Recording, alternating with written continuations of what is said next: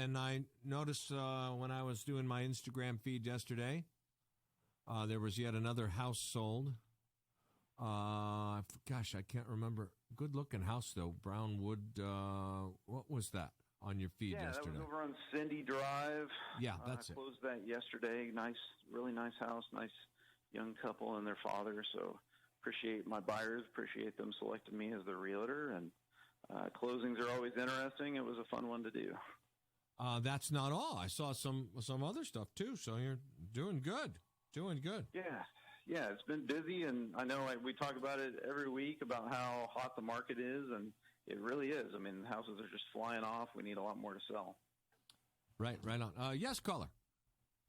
Hey, Mr. Crowner, as I travel about, I'm noticing a lot of out-of-state license plates around, particularly New York, New Jersey, California.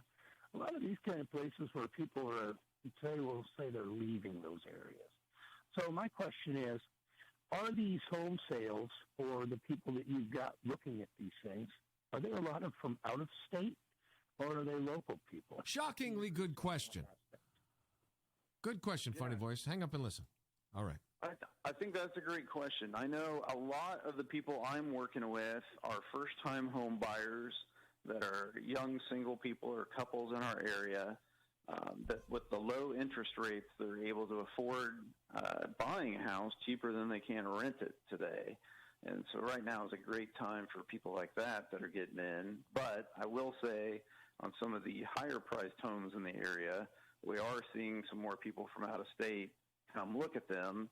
And also from the city perspective, look at our area as a place to bring jobs. So I'm hoping long-term that continues to happen as some of this craziness in the larger cities continues. Right. Hopefully we'll see an influx of some great people coming into our area.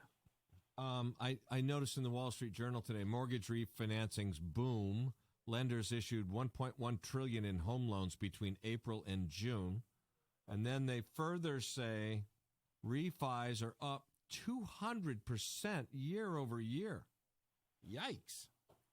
Yeah, I was sent an email yesterday. A lot of our local banks send me their current rates, and one I received yesterday had a 30-year mortgage down near 2.5%, and I've seen a 15-year down at 1.875, and those are just unheard of numbers. So that makes sense. People are buying and people are refinancing. Yeah. This is Andy Crowner from RE/MAX here in West Burlington. Mentioning because I follow you on Instagram, houses continue to move fast. That's not just a talking point; that's happening. I see it. You mentioned that you sold one before you could literally get the sign up. I forgot which one that was. That the one we were talking about on Cindy Drive, or the one before that, blue one before that?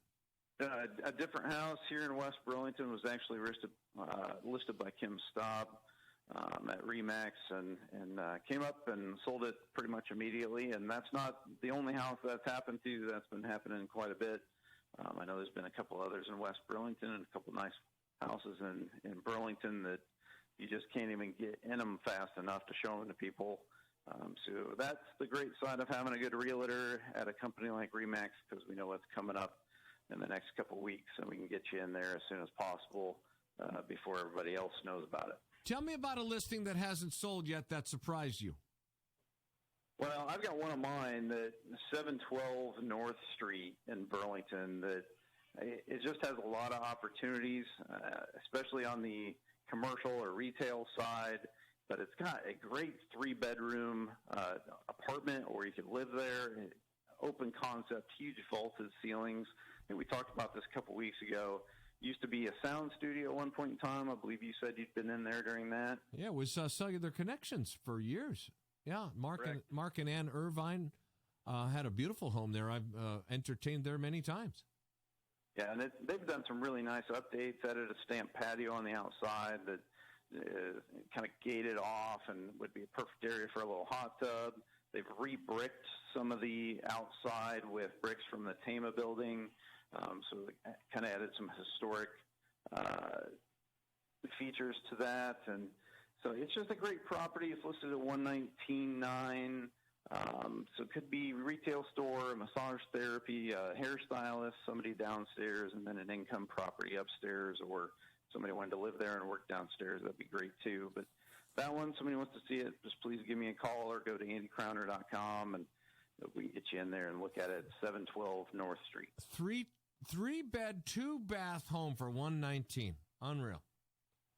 Incredible. Plus you can have your commercial business downstairs. I mean, one money. That is a unique and interesting listing. It'll take just the right person. Nail salon. I know they used to do things like install stereos and stuff out of there, different things like that. It's got a variety of ways you could use it. It's extremely nicely done. Yeah, in that area up on North Hill, there's a lot of homes being redone right now. It's really coming together. It's a nice-looking neighborhood now.